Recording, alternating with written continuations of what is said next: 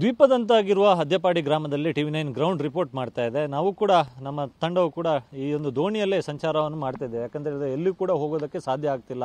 ಜನವಸತಿ ಪ್ರದೇಶಕ್ಕೆ ಈ ಫಲ್ಗುಣಿ ನದಿಯ ನೀರು ನುಗ್ಗಿರುವಂಥದ್ದು. ಇಲ್ಲಿ ಪ್ರತಿ ಮನೆಯವರು ಕೂಡ ಇದೇ ರೀತಿಯಾಗಿ ದೋಣಿಯನ್ನು ಬಳಸ್ಕೊಂಡೇ ಮಂಗಳೂರಿಗೆ ಸಂಪರ್ಕವನ್ನು ಕಲ್ಪಿಸ್ತಾರೆ. ಯಾಕಂದರೆ ಇವರಿಗೆ ಮನೆಯಿಂದ ಹೊರಗೆ ಬರೋದಕ್ಕೂ ಕೂಡ ಸಾಧ್ಯ ಆಗೋದಿಲ್ಲ. ಗಮನಿಸ್ಬೋದು, ಇಲ್ಲಿ ದೋಣಿ ನಡೆಸುವಂಥವರು ಶಿವರಾಮ್ ಎನ್ನುವಂಥವರು.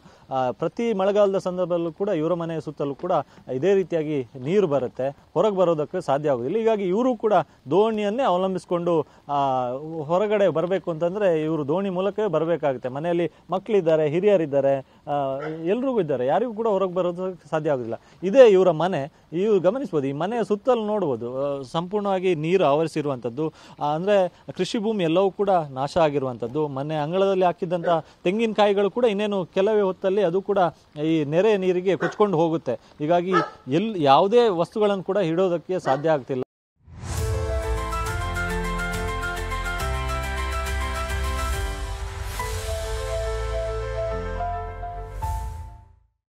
ಅಂದ್ರೆ ಇಲ್ಲಿ ಗದ್ದೆ ಇದೆ, ತೋಟ, ಅಡಿಕೆ ತೋಟ ಇದೆ, ಎಲ್ಲವೂ ಕೂಡ ಸಂಪೂರ್ಣವಾಗಿ ನಾಶ ಆಗುತ್ತೆ. ಗಮನಿಸ್ಬೋದು, ಆ ಭಾಗದಲ್ಲಿ ಗಮನಿಸ್ಬೋದು, ಅಲ್ಲಿ ಅಡಿಕೆ ತೋಟ ಸಂಪೂರ್ಣವಾಗಿ ನೆರೆ ನೀರಿನಿಂದ ಆವೃತ ಆಗಿರುವಂಥದ್ದು. ಫಲ್ಗುಣಿ ನದಿಯ ನೀರು ಬಂದು ಈ ರೀತಿಯಾದ ಸಮಸ್ಯೆ ಇಲ್ಲಿ ಸೃಷ್ಟಿಯಾಗಿರುವಂಥದ್ದು. ಅಲ್ಲಿ ಕಿಂಡಿ ಅಣೆಕಟ್ಟಿನಲ್ಲಿ ನೀರು ಹರಿದು ಹೋಗೋದಕ್ಕೆ ಸಾಧ್ಯ ಆಗದೆ ಈ ರೀತಿಯಾದ ಸಮಸ್ಯೆ ಇಲ್ಲಿ ಸೃಷ್ಟಿಯಾಗಿರುವಂಥದ್ದು. ಇನ್ನು ಈ ವಿಚಾರದ ಕುರಿತಂತೆ ಮಾತನಾಡೋದಕ್ಕೆ ಇದೀಗ ನಮ್ಮ ಜೊತೆ ಇಲ್ಲ ಸ್ಥಳೀಯರಾದ ಶಿವರಾಮ್ ಅವರು ಇದ್ದಾರೆ. ಅವ್ರು ಮಾತಾಡ್ತೇನೆ. ಸರ್, ಪ್ರತಿ ಮಳೆಗಾಲದ ಟೈಮಲ್ಲಿ ಕೂಡ ಇದೇ ರೀತಿಯಾದ ಸಮಸ್ಯೆ. ಈ ಬಾರಿಯ ಪ್ರಥಮ ಮಳೆಗಾಲದಲ್ಲಿ ಇದೇ ಈ ರೀತಿ ನೆರೆ ಬಂದಿರುವಂಥದ್ದು. ಮುಂದಿನ ದಿನಗಳಲ್ಲಿ ಇನ್ನಷ್ಟು ಮಳೆ ಬರೋದಕ್ಕಿದೆ. ಆ ಟೈಮಲ್ಲಿ ಹೇಗಿರ್ಬೋದು ಪರಿಸ್ಥಿತಿ? ಅದೇ ನಮಗೆ ಎನಿಸುವಾಗಲೇ ಹೆದರಿಕೆ ಆಗ್ತಾ ಉಂಟು. ಯಾಕಂದರೆ ಇದು ಮರವಡ್ ಡ್ಯಾಮಿನಿಂದ ಆದಂಥ ಸಮಸ್ಯೆ 13 ವರ್ಷದಿಂದ ಇಂಥ ಪರಿಸ್ಥಿತಿ ಆಗ್ತಾ ಉಂಟು. ಆದ್ದರಿಂದ ಈ ಸಲ ನೋಡಿ, ಮೊನ್ನೆ 24 ತಾರೀಕಿಗೆ ಮಳೆ ಸ್ಟಾರ್ಟ್ ಆಗಿದೆ, ಮೇ. ಆವತ್ತೇ 2 ನೆರೆ ಬಂದು ಹೋಗಿದೆ. 1 ತಿಂಗಳು ಬೇಗನೆ ಬಂದು ಹೋಗಿದೆ. ಇನ್ನು ಮುಂದಕ್ಕೆ ಮಳೆಗಾಲ ಇರುವಂಥದ್ದು. ಹಾಗೆ ಇನ್ನು ಮುಂದಕ್ಕೆ ಏನಾಗ್ತದೆ ಅಂದರೆ ನಮಗೆ ಹೆದರಿಕೆ ಆಗ್ತಾ ಉಂಟು. ಯಾಕಂದರೆ ನೋಡಿ, 13 ವರ್ಷದಿಂದ ನಾವು ಬೊಬ್ಬೆ ಆಗ್ತಾ ಉಂಟು. ಅದಕ್ಕೊಂದು ಎಮರ್ಜೆನ್ಸಿ ಗೇಟ್ ಮಾಡಿ ಮಳೆಗಾಲ ನೀರು ಹೋಗುವಂಥ ವ್ಯವಸ್ಥೆ ಮಾಡಿ ಇಷ್ಟರ ತನಕ ಆಗಲಿಲ್ಲ. ಹೋದ ಸಲ ಉಸ್ತುವಾರಿ ಬಂದಿದ್ದಾರೆ, DC AC ಎಲ್ಲ ಅಧಿಕಾರಿಗಳು ಬಂದೆಲ್ಲ ಭರವಸೆ ಕೊಟ್ಟರು ಕೂಡ ಈ ಸಲವೂ ಆಗಲಿಲ್ಲ. ಆದರೆ ನಮಗೊಂದು ಈ ಸಲ ಒಂದು ಭರವಸೆ ಉಂಟು. ಏನಂದರೆ ಅವರು ಬ್ಯಾಂಗ್ಳೂರಿಂದ ಗೌರ್ಮೆಂಟ್ ಥ್ರೂಯಿಂದಲೇ ಸ್ಪೆಷಲ್ ಇಂಜಿನಿಯರ್ ಬಂದು ಎಲ್ಲ ನೋಡಿದ್ದಾರೆ ಏನು ಮಾಡಬೇಕಂತ. ಮತ್ತು ಡಿಜಿಟಲ್ನಲ್ಲಿ ಇದರಲ್ಲಿ ಡ್ರೋನ್ ಕ್ಯಾಮರಲ್ಲಿ ಸರ್ವೆ ಎಲ್ಲ ಮಾಡಿದ್ದಾರೆ, ನೀರು ಎಲ್ಲೆಲ್ಲಿ ಬರ್ತದೆ ಅಂತ. ಹಾಗೆ ನಮಗೊಂದು ಸ್ವಲ್ಪ ಭರವಸೆ ಉಂಟು, ಮಾಡ್ಬೋದಂತ. ಮುಂದಿನ ದಿನಗಳಲ್ಲಾದರೂ ಮಾಡಿದರೆ ಒಳ್ಳೆಯದು. ಇಲ್ಲದ್ರೆ ಇಂಥ ಸಮಸ್ಯೆಯಲ್ಲಿ ನಮಗೆ ಬದುಕಲಿಕ್ಕೆ ಆಗೋದಿಲ್ಲ. ಯಾಕಂದರೆ ಕೃಷಿಯೆಲ್ಲ ಆಗ್ತಾ ಉಂಟು. ಭತ್ತ, ಅಡಿಕೆ, ತೆಂಗು ಎಲ್ಲ ನೋಡಿ, ಹಟ್ಟಿಯಲ್ಲಿ 3 ದಿವಸದ ಒಳಗೆ ಉಂಟು ದನಕರು. ಹೇಗೆ ಎಲ್ಲ ಜೀವನ ಮಾಡೋದು ನಾವು?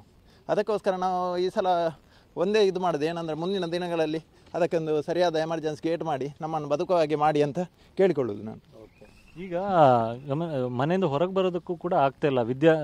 ಸಣ್ಣ ಸಣ್ಣ ಮಕ್ಕಳು ಇರ್ತಾರೆ, ಆಮೇಲೆ ಜಾನುವಾರು ಇದೆ, ಕೃಷಿ ಭೂಮಿ ಎಲ್ಲವೂ ಕೂಡ ನಾಶ ಆಗ್ತಿದೆ ಎಲ್ಲ. ಹಾಗೆ ಈಗ ನಾವು ಜನರು ಹೊರಗೆ ಹೋಗ್ಬೇಕಂದ್ರೆ ಈ ದೋಣಿ ವ್ಯವಸ್ಥೆಯಲ್ಲಿ ಹೋಗಬೇಕು. ಹುಷಾರಿಲ್ಲ ಅದರಲ್ಲೇ ಹೋಗೋದು, ಎಮರ್ಜೆನ್ಸಿ ಹೇಗೆ ಹೋಗೋದು? ಇದರಲ್ಲಿ ಹೋಗ್ಲಿಕ್ಕೆ ಆಗ್ತದೆ ನೋಡಿ. ನಾವು ಎದುರ್ಕೊಂಡೇ ಹೋಗೋದು, ಜೀವನ ಮಾಡಬೇಕಲ್ಲ ಹೇಗಾದರೂ. ಅದರಲ್ಲಿ ಮತ್ತೆ ನಮ್ಮ ದನಕರುಗಳಿಗೆ ಹೊರಗೆ ಬರಲಿಕ್ಕೆ ಆಗೋದಿಲ್ಲ, ಏನು ತಿನ್ನಲಿಕ್ಕಿಲ್ಲ. ಹೇಗೆ ಇದನ್ನೆಲ್ಲ ಸಾಕೋದು? ಮತ್ತು ನಾವು ಕೃಷಿ ಹೇಗೆ ಮಾಡೋದು? ನಾವು ಕೃಷಿಕರು ಇದು ಬದುಕಬೇಕಲ್ಲ. ಇದು ಬದುಕದಾಗಿ ಮಾಡಿದ್ದಾರೆ.